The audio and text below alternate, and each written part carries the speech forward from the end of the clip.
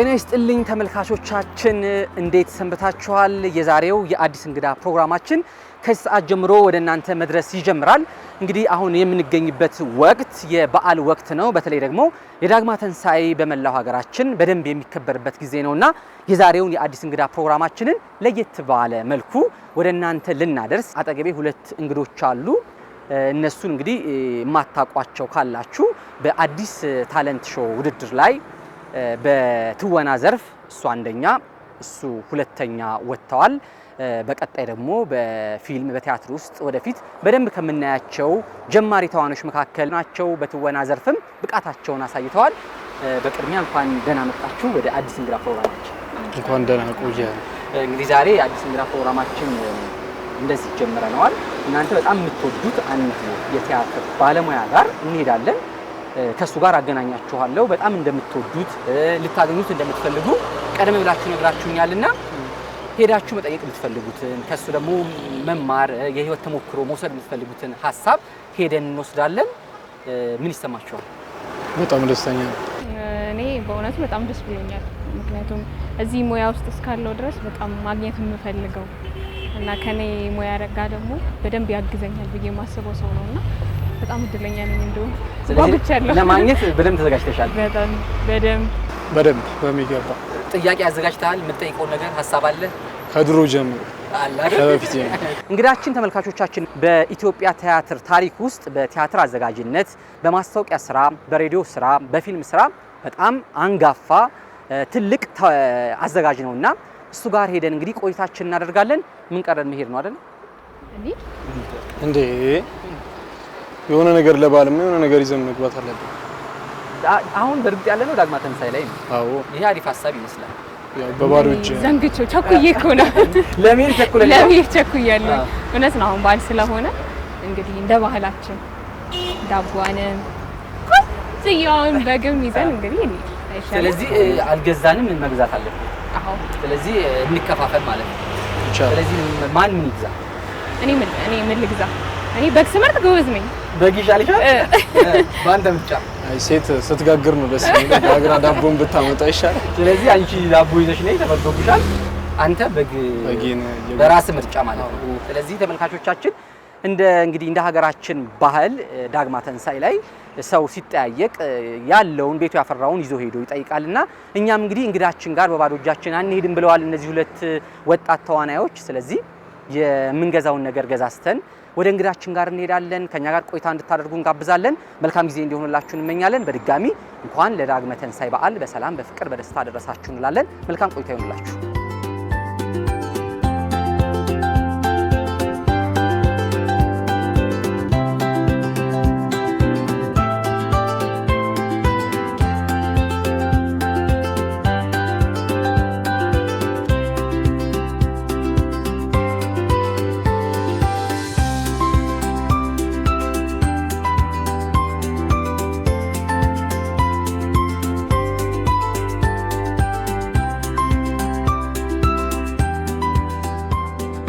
ደረስኩባችሁ እንዴ! በስመ አብ አሪፍ በግ ነው የገዛው። አዎ ምንም አትልም።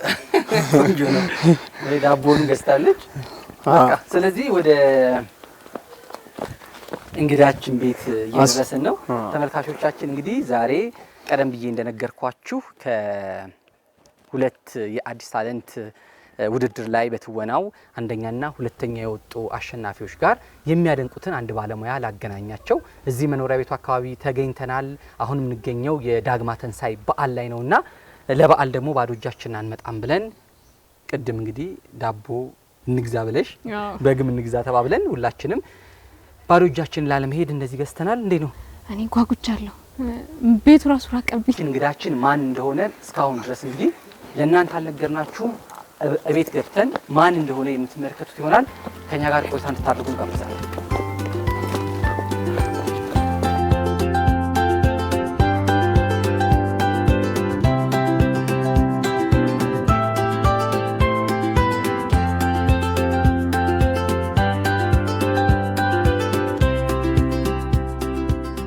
እንዴ ዳጊ እንኳን አደረሰ።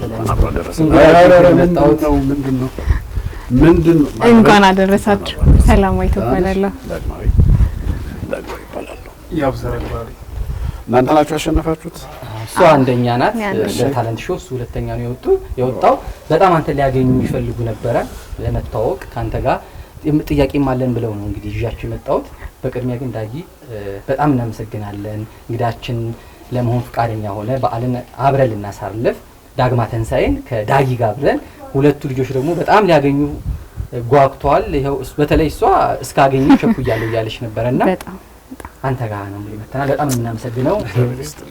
ደስ ብሎኛል እናንተንም ስላየው ወጣቶች ስለሆናችሁ ተስፋው ሁሉ ነገር እናንተ ላይ ነው ያለው ከዚህ በኋላ እየተወጉ። ስለዚህ እንኳን ደህና መጣችሁ። ደስ ብሎኛል። እንግዲህ ታለንታችሁን በደንብ አያለሁ። በጣም ደስ ብሎኛል። የእውነት በጣም እድለኛ ነኝ እንደውም ስላገኘን በጣም ደስ ብሎኛል። እሺ ግቡ ወደ ቤት።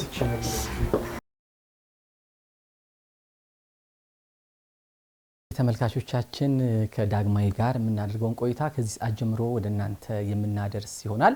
እንግዲህ ዳግማዊ በኢትዮጵያ ቲያትር ታሪክ ውስጥ ከ40 ዓመት በላይ ብዙ ቲያትሮችን በፊልም ዝግጅት በማስታወቂያዎችና በሬዲዮ ፕሮግራሞች አዘጋጅነትም ብዙ ስራዎችን ሰርቷል። በተለይ ደግሞ እኔ ከምወዳቸውና ብዙ ተመልካቾች ደግሞ ከሚያደንቁለት ከሚወዱለት ስራዎቹ መካከል የቃቂ ወርዶትን በቲያትር ማንሳት እንችላለን። የኮከቡ ሰው ደግሞ በጣም ቆንጆ ቲያትር የነበረ ጥቂት እንግዲህ ልናነሳቸው ከምንችላቸው ቲያትሮች መካከል እነዚህ ቲያትሮችን በአዘጋጅነት ሰርቷል። በቴሌቪዥን ተከታታይ ድራማ ደግሞ አመል የተሰኘውን ተከታታይ ድራማም በማዘጋጀት ከዛ ውጭም ደግሞ የተለያዩ እንግዲህ አጋዥ ስራዎችን በቲያትሩ በመስራት የምናውቀው የምናከብረው ድንቅ ባለሙያ ነው። ዛሬ ከዳጊ ጋር የዳግማ ትንሳኤ በዓል ፕሮግራምን አብረን ቆይታ እናደርጋለን። ሁለት እንግዶችም ይዤበት ነው የመጣሁት። ዳጊ እንዴት ነህ? አለን። ወደ ጨዋታችን ከመግባታችን በፊት ብዙ ነገሮችን ማንሳት እንችላለን፣ ግን ዳጊ መጀመሪያ ወደ ቲያትር የገባበትን ጊዜ እናስታውስ። እንግዲህ አሁን ወደ ኋላ ወደ 40 ዓመት ልሄድ ነው ማለት ነው።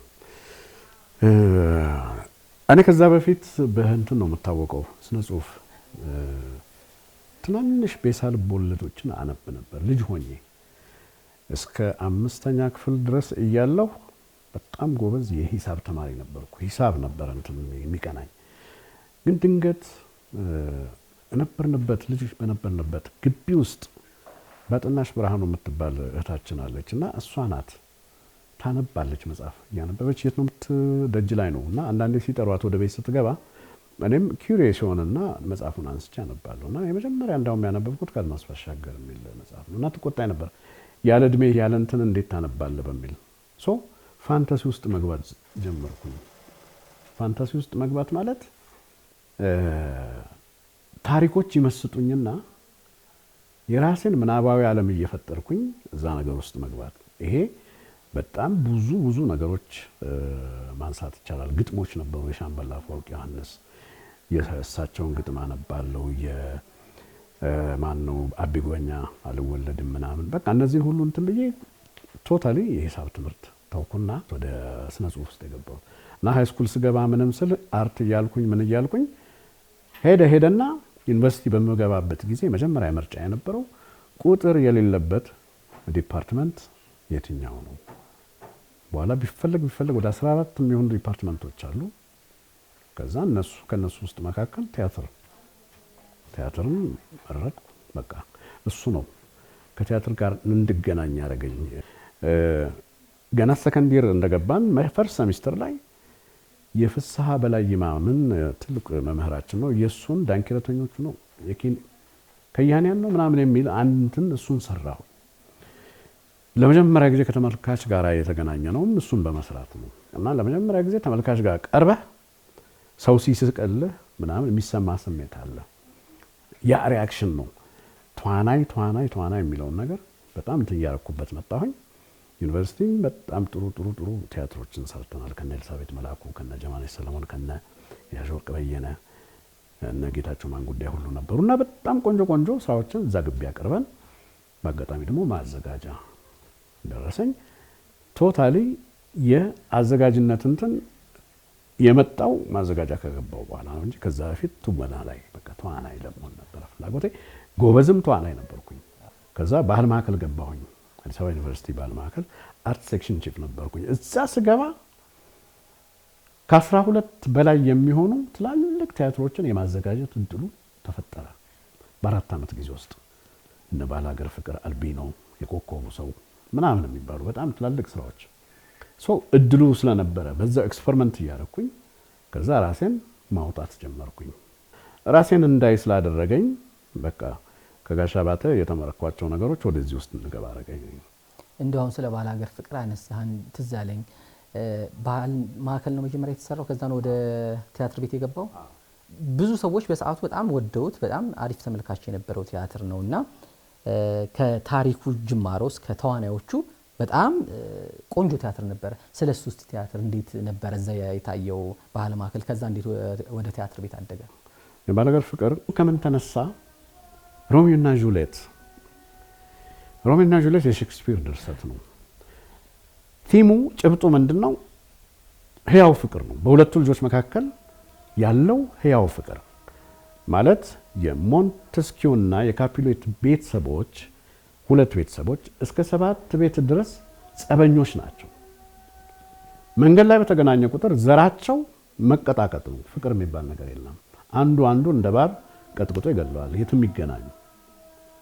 ይሄንን ነገር ጥሰው ነው ልጆቹ ተፋቀሩ። በአንድ አጋጣሚ ሴቷ ወንዱን ወደደች፣ ከሁለት ቤተሰብ ማለት ነው።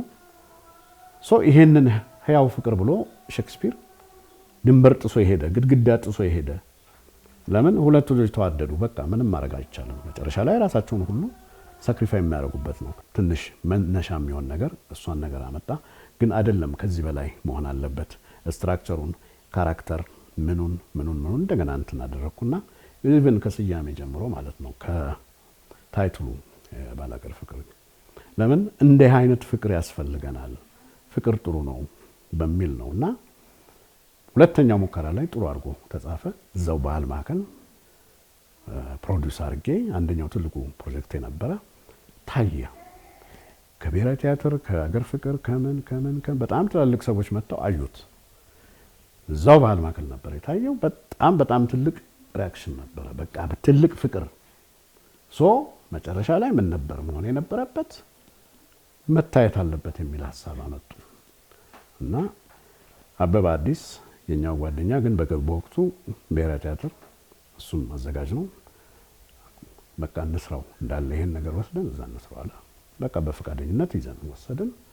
በጣም ረጅም ጊዜ ታይቷል፣ በቲቪም ታይቷል። ሰማኸኝ በለው የወጣበት ማለት ነው። ለትወና ያስፈልጋል ብሎ አመጣው። ራሱንም ባላገሩ ብሎ ከዛ በኋላ እንትን የቁምጣ ለብሶ ምን ብሎ እንትን ያለው ትልቅ ተጽዕኖ አሳድሯል። የባላገር ፍቅር ኢቨን የባላገር ፍቅር የሚል ናይት ክለብ ምግብ ቤት ምናምን ሁሉ ተከፍቶ ነበር አስታውሳለሁ። እና ይሄን ይመስላል ለህ ዳጊ መቼም ብዙ ቲያትር አዘጋጅተሃል። በዚህ በቲያትር ህይወት ውስጥ እንደው በጣም የሚገርምህ እንደው ስለ ቲያትር ስታስብ፣ ስለ ቲያትር ዝግጅቶች ስታስብ ሁሌም የማትረሳው ነገር ምንድን? ገና ማዘጋጃ ስገባ መጀመሪያ የተሰጠኝ 2 ካራክተር ነው። አንደኛው የመንግስቱ ለማ አለቻ ጋብቻ የሚል ቲያትር ነበረ።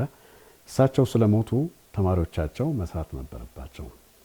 የቲያትር ተማሪዎች ማለት ነው። መንግስቱ ለማ ትልቅ ባለቅኔ የመምህርም ናቸው የኛ ማለት ነውና ጠልፎ በኪሴ ሌሎችም ተውኔቶች ነበሯቸውና ይሄኛው መሰራት አለበት ተብሎ ሲሰራ እዛ ላይ ባህሩ አዳሽ ነው የሚባል በጣም ቴክኖሎጂካሊ እንዲሁ በጣም ካደገ ማህበረሰብ ተምሮ የመጣ ግን ከአንዲት የቤት ሰራተኛ ጋር ፍቅር የሚይዘው እሷን ካላገባው የሚል እሱን ካራክተር አንደርስተዲ አድርግ ተባልኩኝ።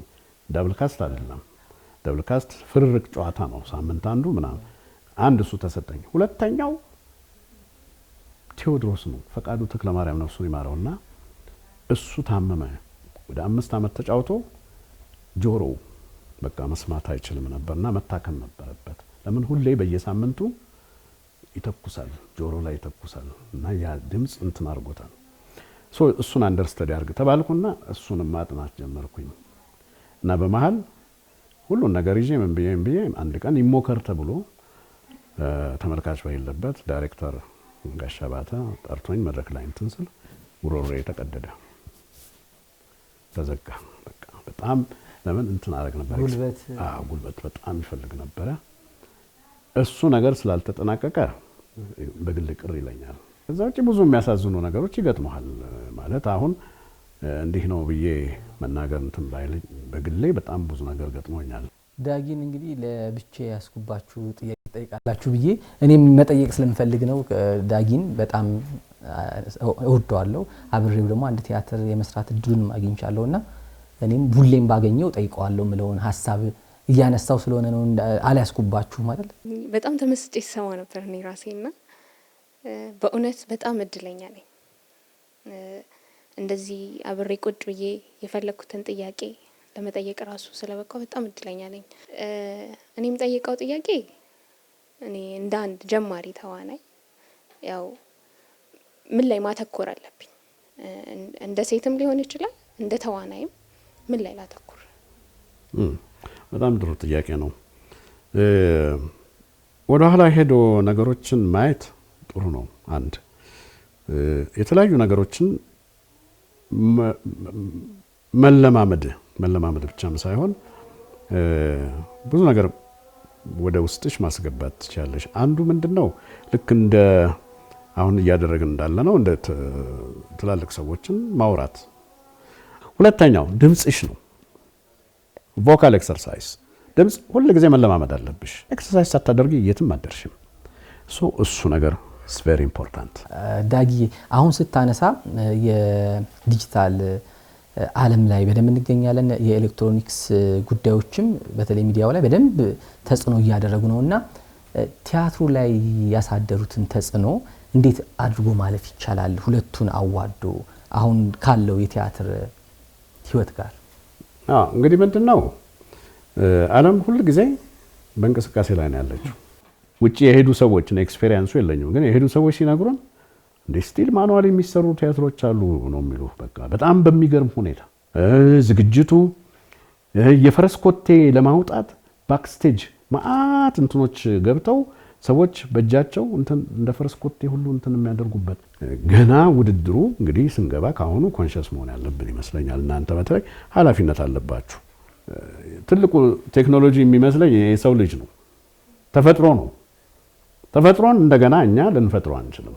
አሁን ላይ ቲያትር ስመለከት እኔ ቲያትር እንደተማረ ቲያትር ቤት ውስጥ እንዳለፈ ሰው ሆኜ ሳየው በጣም የተቀዛቀዘ ነገር ይታየኛል። ቲያትር ምርቱ በጣም ቀንሷል እና የተዋናይ ወይስ ያዘጋጅ ወይስ የቲያትር ጸሐፊ እጥረት ነው ወይስ የቲያትር ቤቶች ችግር ነው ብለህ ታስባለህ? የሁሉም ነው። ይሄንን ሁላችንም ድርሻውን እንወስዳለን። መንግስትም ድርሻውን ይወስዳል፣ ባለሙያም ድርሻውን ይወስዳል፣ ተመልካቹም እራሱ አሁን ያለው ቅድም ያልኩ አንዱ ትሉ የሚገዳደረው ነገር እንግዲህ አሁን ቲክቶክ በጣም ዶሚኔት እያደረገን ሄዷል። ሰው እሱን ማየት ይመርጣል። ቲያትር እኮ ቤት ገብቶ እኮ ቲክቶክ ነው የሚያየው እና ይገርመኛል። ከዚህ እንትን እንዴት ነው መላቀቅ የምንችለው? እኔ ይናፍቀኛል። ለምን ማኑዋል የሆነው ነገር ምንድንበት ነገር ነው የሚመስለኝ። ሁላችንም ተጠያቂዎች ነን። ያብስራ በደንብ እያየኝ ነው። ጥያቄ የተዘጋጀ ይመስለኛል። እሺ ጠይቀው። እሺ በመጀመሪያ እዚህ እናንተ ፊት ሆኜ በመቅረቤ በጣም ደስተኛ ነኝ። የኛንም ጥያቄ ለማዳመጥ ፈቃደኛ ስለሆንክ በጣም ደስተኛ ነን፣ እድለኛ ነንም በጣም ከሚባለው በላይ። የኔ ጥያቄ እንደ ጀማሪ ተዋናይ ብዙ ጊዜ የምናያቸው ተዋናዮች አሉ፣ ይመጡና ይጠፋሉ እና እኛ ጀማሪ ተዋናዮች ምንድነው ጥፋት መስራት የሌለብን ነገር፣ ማጥፋት የሌለብን ነገር? ኦኬ ቆንጆ ጥያቄ። አንዱ ምንድነው ዲሲፕሊን ነው። የመጀመሪያው ዲሲፕሊን ሲባል ራስን ከብዙ ነገሮች መጠበቅ ይመስለናል። አሁን ነፃነት ያገኘን መስሎን ልክ እዛ ሙያ ውስጥ ስንገባ የሆኑ ነገሮች ይለመዳሉ፣ ከሱስ አንፃር ማለት ነው። ስለዚህ በሰዓት መገኘት፣ አለማረፈድ፣ ቢረቅጡህም ምንም ቢሉ ያን ተቋቁሞ ለማለፍ መቻል ሱስም ነገር ምንም ካለ እነሱን እንትን ማድረግ ብዙ የሚፈታተኑ ነገሮች ስላሉ ማለት ነው። ሁሉ ጊዜ አዲስ ዓለም ነው፣ አዲስ ነገር ውስጥ ነው የምንገባው። ግልጽ ነው። መልሽ ያለው ጥያቄ ነው። በቲያትር ዝግጅት ላይ የተለያዩ የአዘጋጆች ባህሪዎች አሉ። በጣም ይቆጡ አሉ፣ እንደ ጓደኛ ሆኖ ደግሞ የሚያሳዩ አሉ። እኔ ከዳጊ ጋር እንደነገርኳችሁ አንድ ቲያትር ላይ አብሬ ለመሳተፍ እድሉን አግኝቻለሁ። ቃቂ ወርዶት የሚባል ቲያትር ላይና ዳጊ አንዳንዴ መሀል ላይ ይቆጣል እውነት ለመናገር።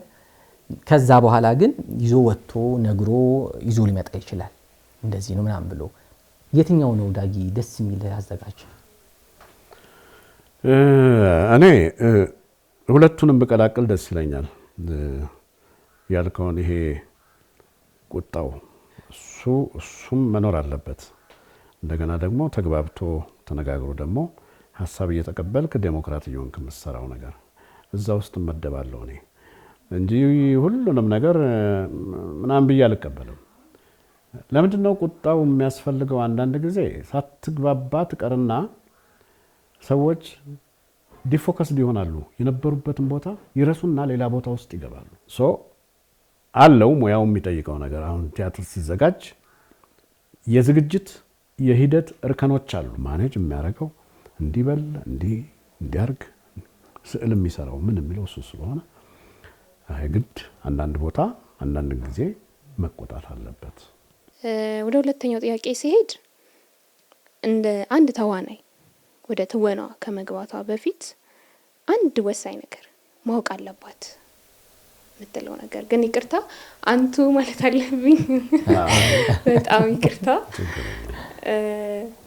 ማወቅ አለባት የምትለው ነገር ካለ ወሳኝ አንድ ነገር? ቀደም ካልኩት ነገሮች ነው የምነሳው። ሙሉን ነገር ማንበብ፣ ሙሉን ነገር ብችል ሚሊዮን ጊዜ አንብበው ነው የሚባለው። ማንበብ አንድ። ከዛ በኋላ የተሰጣት ነገር አለ። እኔ በሜተድ አክቲንግ አምናለሁ። 4-5 ሰዎችን ሞዴል መውሰድ አለብሽ።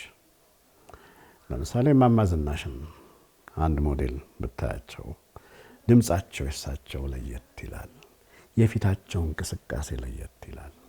ደግሞ ሌላ ደግሞ አያትሽን ልትወስጂ ትችያለሽ። ሁለቱም አረማመድ ከማን ከሳቸው፣ አቀማመጥ ከማን ደግሞ ሌላ ድምጽም አለ።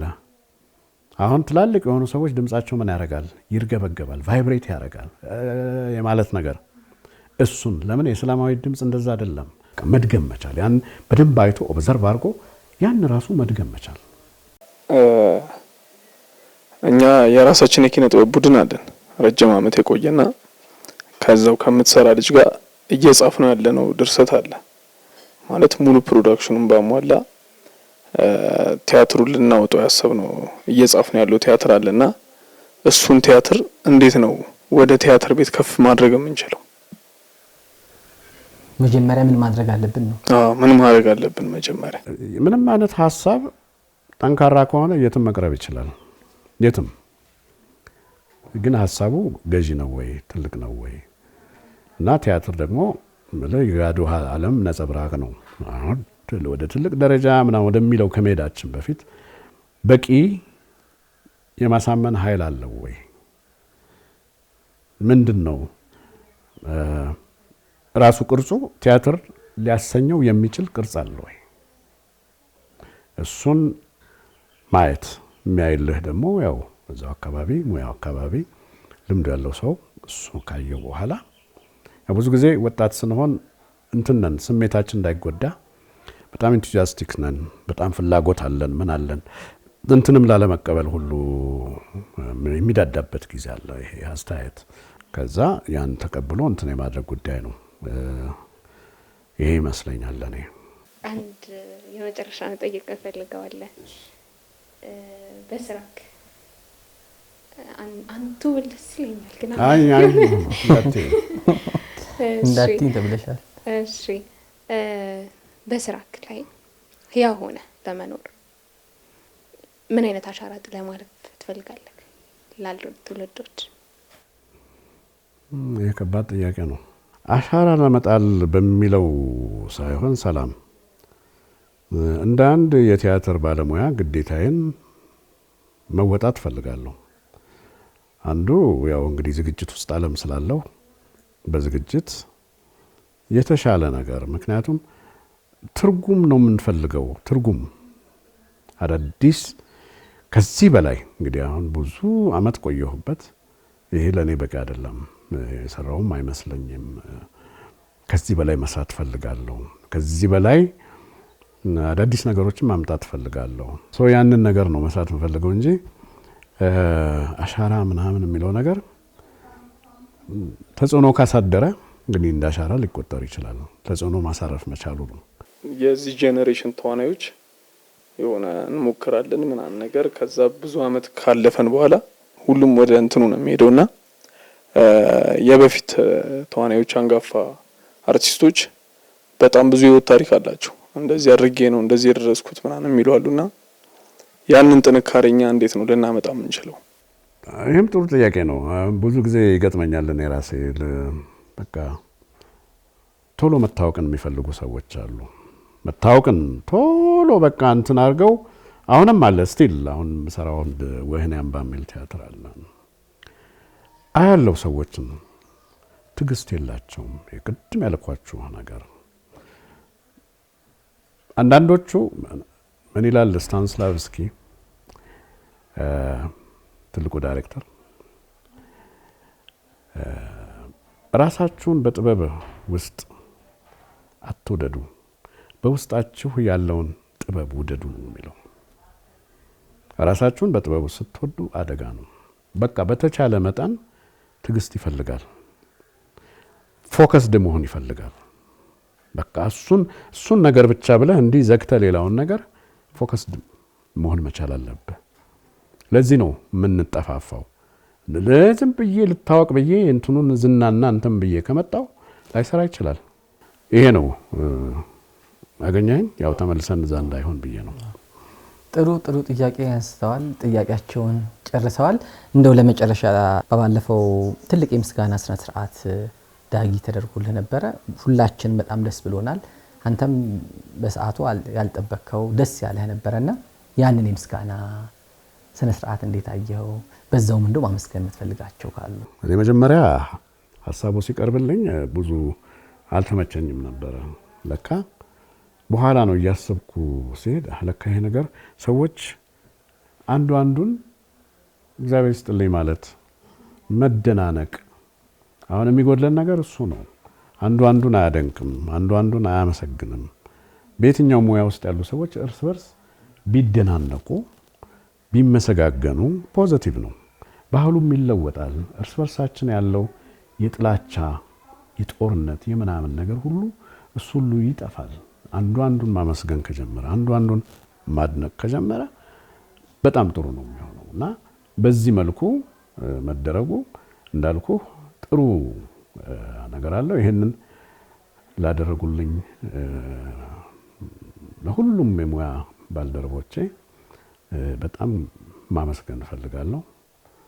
ሄኖክ የታገኝ ልጅ እነ ሄኖክ ቴዎድሮስ ታደሰ፣ ቢኒ ምዕራፍ፣ እነ ተስፋለም ታምራት፣ እነ መስፍን አይፎክሩ፣ ዘላለም ጉራባቸው፣ ቴምር ሪል ስቴት፣ እነዚህ ሁሉ በጣም ከጎኔ ሆነው ሌሎችም ሰዎች ነበሩ።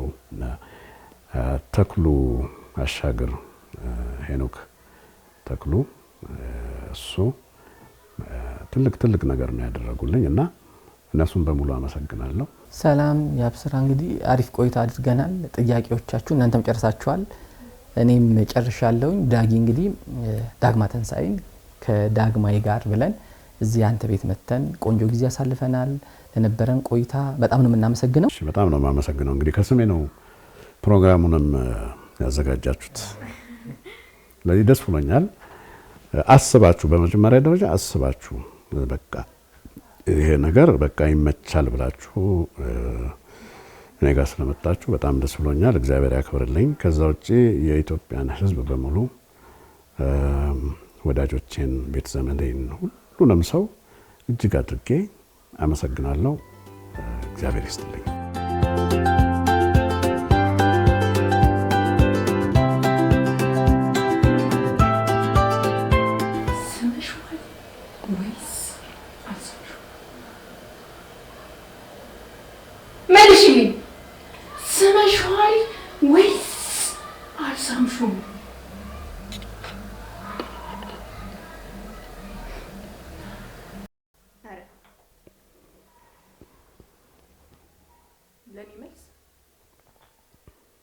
ለኔ መልስ አንቂ ሲጣና ማርግሽ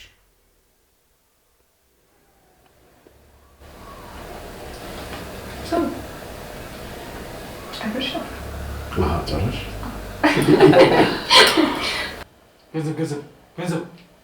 ገንዘብ